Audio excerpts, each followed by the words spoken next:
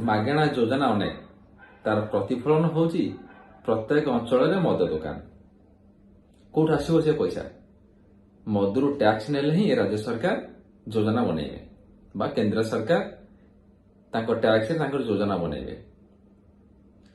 साधारण जनता के पेशी होवार कौन कारण अच्छे? मद बिकिबा एटा सरकार काम नुहे।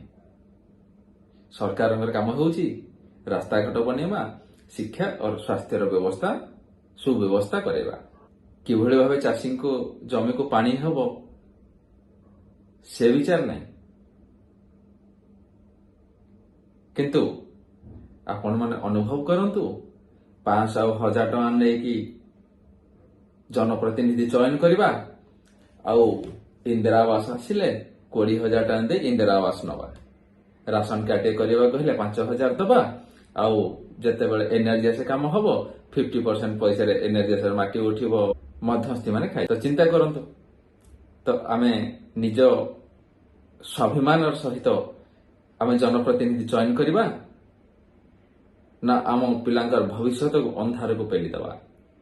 निष्पत्ति आपण मानक हाथ रे। जय हिंद, भारत माता की जय। नमस्कार।